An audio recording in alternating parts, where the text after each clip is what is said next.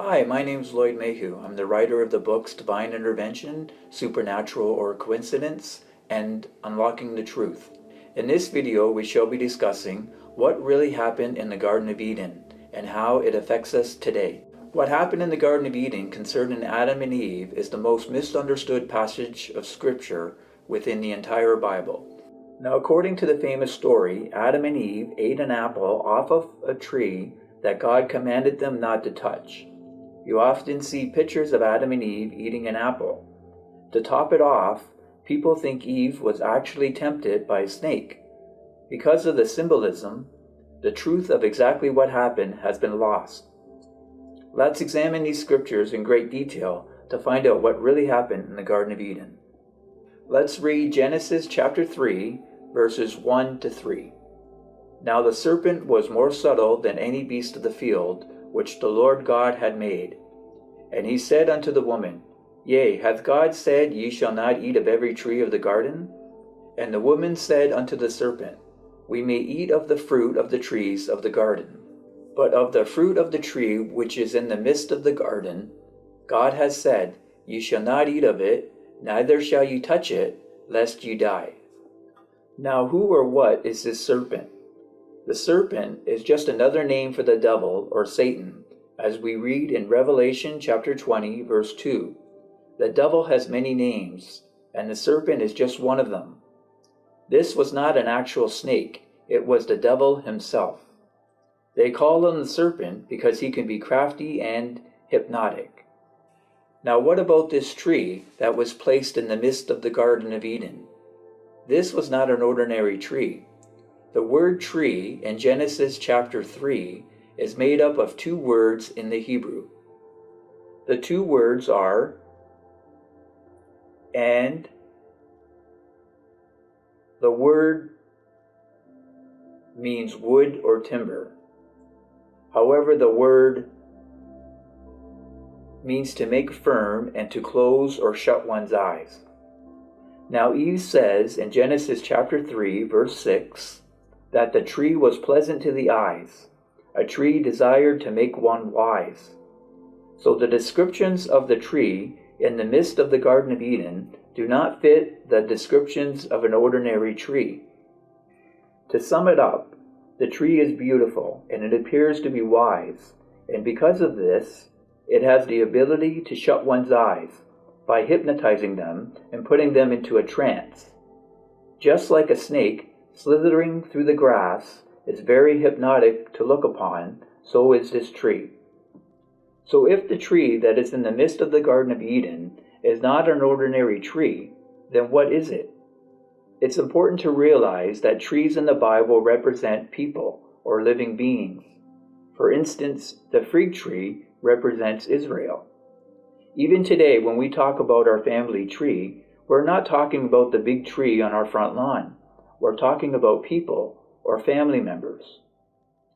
You see, there are two main trees mentioned in Genesis chapter 2, verse 9, the tree of life and the tree of the knowledge of good and evil. The tree of life is Jesus Christ, and the tree of the knowledge of good and evil is just another name for Satan or the devil. Lucifer was made full of wisdom and beauty, and this is why Eve says the tree was pleasant to the eyes, a tree desired to make one wise. Now what about this word fruit? Let's read Matthew chapter 7 verses 15 and part of verse 16. Beware of false prophets, which come to you in sheep's clothing, but inwardly they are ravening wolves. You shall know them by their fruits. Now when Jesus says you shall know false prophets by their fruits, is he talking about apples and oranges? No, he is talking about their works or actions. So in Genesis, when it says Adam and Eve ate the fruit from the tree of the knowledge of good and evil, who is none other than the devil himself, it's not referring to eating an apple. It means they partook in an activity that the tree was offering. So what exactly was this activity that they partook in? Let's continue examining the scriptures to find out. Let's read Genesis chapter 3, verses 7. Now this verse takes place right after Adam and Eve ate the fruit off of the tree of the knowledge of good and evil. And the eyes of them both were opened, and they knew they were naked, and they sewed fig leaves together and made themselves aprons. Now in Genesis chapter 2, verses 25, it says Adam and Eve were both naked and were not ashamed to be that way. But right after they sinned, by disobeying God's commandment not to touch the tree of the knowledge of good and evil, they were ashamed to be naked. They decided to sew fig leaves together and make themselves aprons to cover the parts of their body that caused them to sin. Now, did they take the fig leaves and cover their mouth because they ate an apple? No, they made aprons to cover their sexual parts. The word apron in the Hebrew is, in the Strong's Concordance, the definition is a belt built for one's waist. The reason they made themselves aprons, which is a belt to cover one's waist, is because they were trying to hide the parts of their bodies that caused them to sin. They were not ashamed of these parts of their bodies in Genesis chapter 2, verse 25. But after they ate the fruit off of the tree of the knowledge of good and evil, they were ashamed of these sexual parts and tried to hide them from the presence of God. Now, it doesn't take a genius to figure out that the forbidden fruit was sex. In Genesis chapter 3, verse 13, God asked Eve, "What is this that thou hast done?" And Eve replies, "The serpent beguiled me, and I did eat." The word beguiled in the Hebrew is, and its definition in the Strong's Concordance is, to mentally lead astray and to morally seduce. In 2 Corinthians chapter 11, verses 1 to 4, Paul says, "Listen, I have espoused you as a chaste virgin to Jesus Christ. So don't be beguiled by false teachers preaching another Jesus, and lose your virginity, as Eve was beguiled by the serpent and lost her virginity." So here is another reference that the forbidden fruit of the tree of the knowledge of good and evil was sex.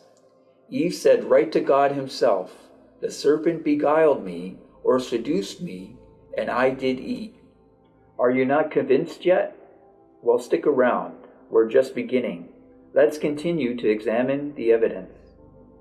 Let's examine Eve's punishment. Genesis chapter 3, verses 16. Unto the woman he said, "I will greatly multiply thy sorrow and thy conception. In sorrow thou shalt bring forth children, and thy desire shall be to thy husband, and he shall rule over thee." Now, what happens when you have sex? You end up with children. God says to Eve, "I will greatly multiply your sorrow and thy conception." This word conception comes from the word in the Hebrew, and its definition in the Strong's Concordance means to be with child. God says to Eve, "In sorrow shall you bring forth children." Now, why would God punish Eve this way? It's because the forbidden fruit was sex, and Eve is pregnant. This is why most of Eve's punishment has to do with bringing forth children, because she is pregnant with the serpent or the devil's seed. Now you're probably saying, "What? This is crazy. I never heard such a thing. They never taught us that in church." Need more evidence? Let's examine part of the serpent's punishment. Genesis chapter 3, verses 15. "And I will put enmity between thee and the woman, and between thy seed and her seed. It shall bruise thy head, and thou shalt bruise his heel." Here we see God is addressing the serpent's seed. The word seed in the Hebrew comes from the words "and." The definition in the Strong's Concordance is to sow or plant, and carnally it means child. Now, concerning the punishment for the serpent, why is God bringing up the serpent's seed? It's because the forbidden fruit was sex, and Eve is pregnant with the devil's son, who is none other than Cain. We shall document this as we continue. Now let's check out this word enmity. In the Hebrew, the word is, and in the Strong's Concordance, the meaning is hatred or hostility. Here God is saying, I will put strong hatred between the serpent's seed and Eve's seed. Later, Adam shall have sex with Eve, and she shall become pregnant with Abel. Cain is not Adam's son. Abel is Adam's son. Cain is the serpent or the devil's son. This is why Cain shall kill Abel, because of the strong hatred between the two seed lines. Here we see in Genesis chapter 3, the planting of the good and bad seed. God planted the good seed, which is Adam and Eve, and then the devil came along and planted his seed, which is Cain. Now, did Jesus Christ believe this? Well, let's read the explanation he gives to his disciples concerning the parable of the tares of the field. Matthew chapter 13, verses 36 to 39. Then Jesus sent the multitude away, and went into the house. And his disciples came unto him, saying, Declare unto us the parable of the tares of the field. He answered and said unto them, He that soweth the good seed is the Son of Man. The field is the world. The good seed are the children of the kingdom, but the tares are the children of the wicked one. The enemy that sowed them is the devil. The harvest is the end of the world, and the reapers are the angels. We see here the good seed are the children of the kingdom, who were planted by the Son of Man. But the tares are the children of the wicked one, who were planted by the devil. The good seed was Adam and Eve, and the bad seed was Cain. Cain is the serpent, or the wicked one's seed, who is none other than the devil himself. Let's read 1 John chapter 3, verse 12. Not as Cain, who was of that wicked one, and slew his brother. And wherefore slew him? Because his own works were evil, and his brother's righteous. So the forbidden fruit was sex. Eve first had sex with the devil, and got pregnant with his son Cain. Then she had sex with Adam, and got pregnant with his son Abel. This was the planting of the good and bad seed mentioned in the parable of the tares of the field. This is why Adam would call his wife Eve, the mother of all living, as we read in Genesis chapter 3, verse 20. She is the mother of all living because she is the mother of the good and bad seed. However, Adam is not the father of all living. He is only the earthly father of the good seed, for the devil is the father of the bad seed. Now you might say, hold on a minute. What about Genesis chapter 4, verse 1, where it says Adam knew his wife Eve, and she conceived and bare Cain? Now, in order to understand this, you must read Genesis chapter 4, verses 1 and 2. You cannot read just verse 1. You have to read the second verse in Genesis chapter 4 as well. Let's read Genesis chapter 4, verses 1 and 2. And Adam knew Eve his wife, and she conceived, and bare Cain, and said, I have gotten a man from the Lord. And again she bare his brother Abel. And Abel was a keeper of the sheep, but Cain was a tiller of the ground. Now it says here in Genesis chapter 4, verse 1, Adam had sex with Eve, his wife, and she gave birth to Cain. But in Genesis chapter 4, verse 2, it says she again gave birth to his brother Abel. This word again means to continue. She gave birth to Cain, and then continued in labor and gave birth to Abel. Once again, this is why Adam would call Eve the mother of all living, because she is the mother of the good and bad seed. Now Eve, when she gave birth to Cain, says, I have gotten a man from the Lord, because the devil is not the father of Cain's soul, only the father of his earthly body. All souls come from God. So once again, the forbidden fruit was sex, and Eve had sex with the devil first, and then she had sex with Adam. This is why Cain is the firstborn, and Abel is second. Cain and Abel are twins, not identical twins, but fraternal twins. For Cain and Abel had different fathers. One is the devil and the other is Adam. Now, before we bring this video to a close, it's very important that we go over the prophecy in Genesis chapter 3, verses 15, concerning the two seed lines. Let's read Genesis chapter 3, verses 15 over again. And I will put enmity between thee and the woman, and between thy seed and her seed. It shall bruise thy head, and thou shalt bruise his heel. So we know this word enmity means hatred or hostility. And this is one of the reasons Cain would kill Abel. We see right from the very beginning the hatred between the two seed lines. And this hatred shall continue all the way through the Bible, as the two seed lines continue to battle each other. Let's read John chapter 8, verses 42 to 44. Jesus said unto them, If God were your Father, you would have loved me, for I proceeded forth and came from God. Neither came I of myself, but he sent me. Why do ye not understand my speech, even because ye cannot hear my word? Ye are of your father the devil, and the lust of your father ye will do. He was a murderer from the beginning, and abode not in the truth, because there is no truth in him. When he speaketh a lie, he speaketh of his own, for he is a liar and the father of it. Here Jesus is addressing certain people that claim to be Jews, but are of the synagogues of the devil. Jesus flat out tells them in John chapter 8, verses 44, that their father is the devil. He says he was a murderer from the beginning. Now, who was the first murderer in the Bible? It was Cain. And who is the father of Cain? The devil is the father of Cain.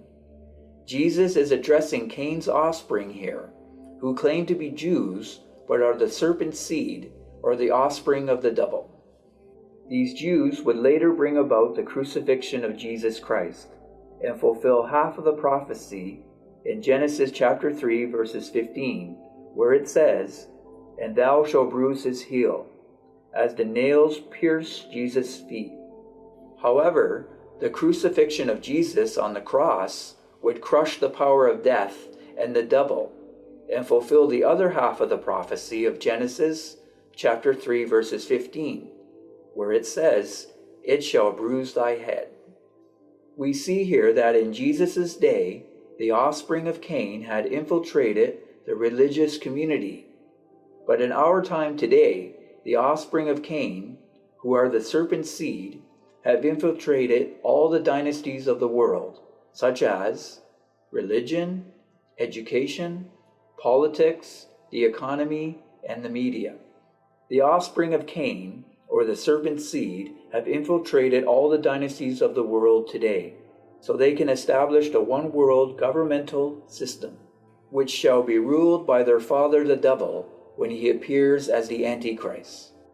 And the saints, which are the good seed, shall stand against them, as the battle between the two seed lines in Genesis chapter 3, verses 15, continues.